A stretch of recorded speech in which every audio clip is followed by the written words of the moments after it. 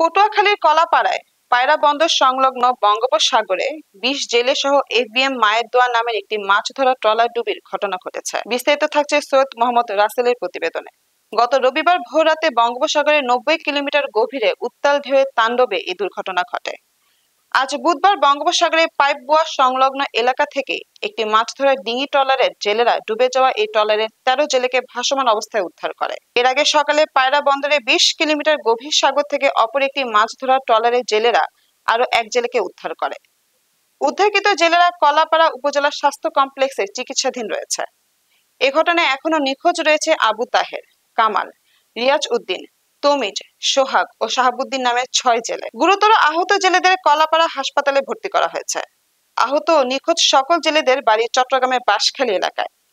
উদ্ধারকৃত জেলেরা জানান, গত শনিবার চট্টগ্রামের বাঁশখালী থেকে ওই ট্রলারটি নিয়ে এসব জেলেরা বঙ্গোপসাগরে মাছ শিকারের উদ্দেশ্যে যায়। ট্রলারটি ডুবে যাওয়ার পর তারা প্লাস্টিকের পানির ড্রাম নিয়ে সমুদ্রে ২ দিন ভেসে থাকার পরে তাদের উদ্ধার করা হয়। কুয়াকাটা নৌ পুলিশ ফাঁড়ির এসআই বিকাশ মণ্ডল বলেন, নিখোঁজ জেলেদের উদ্ধারের জন্য কোস্টগার্ডকে অবহিত করা হবে। আমিও জালবাই খাই, আমি যাইয়া আমার খেয়ে গেছি, খেয়ে যাওয়ার পর বয়ের কাছে গেছি, যাইয়া দেখি পুরা মানুষ খেরাইছে না, নিচেন একটা কাপড়ের মতন খাড়া করে ধরে পাইছে। তখন আমি বলছি জাল, এটা জালের আসল। তখন আমি কই চিন্তা করলাম যে জালের আসল হলে আমি যদি খেয়াও দিই এই জায়গায় দিলে আমার জাল যাই ওই আসলে পড়বে। তখন আমি ওই আসলের দিকে চালাই, আসলের দিকে যাই, এর মধ্যে দেখি মানুষ, ওই আসলের ভিতরেই মানুষ, আসল খাড়া করা কিন্তু মানুষ।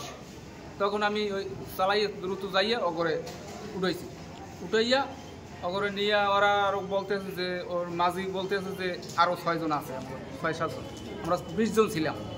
তাহলে আমি বলছি যে ১৩ জন আমি পাইছি, ১৩ জন নিয়ে যাই, ২০ জন যদি আমি বলতে যাই হলে লোকে অ্যাক্সিডেন্ট হয়ে যাবে। ওই তখন আমি তাড়াতাড়ি নিয়ে ধোলাই মার্কেট নিয়ে চলে যাই করছি, ধোলাই মার্কেট দিয়ে উঠাইয়া গাড়িতে আমি কলাপাড়া হাসপাতাল নিয়ে এসেছি। জাল টানার পরে আমরা যখন ঘাটের দিকে চলে আসবো, ওয়েদার খারাপ, তখন আসার পথে পাইছি, দেখি যে ওই সময় ডুবো অবস্থায়।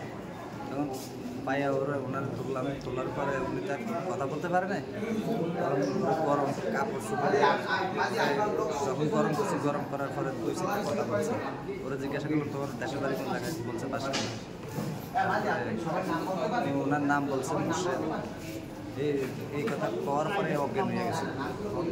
আমাদের এখানে ট্রলার ডুবিতে ১২ জন ভর্তি হয়েছে। কলাপাড়া উপজেলা স্বাস্থ্য কমপ্লেক্সে আমাদের সিস্টার এবং নার্স অক্লান্ত পরিশ্রম করতেছে। আমাদের এখানে যে ওষুধপত্র আছে তা দিয়ে আমরা প্রাথমিকভাবে চিকিৎসা করতেছি। আশা করি সবাই সুস্থ হয়ে বাড়ি ফিরতে পারবে। সবাই এখন ভালো আছে।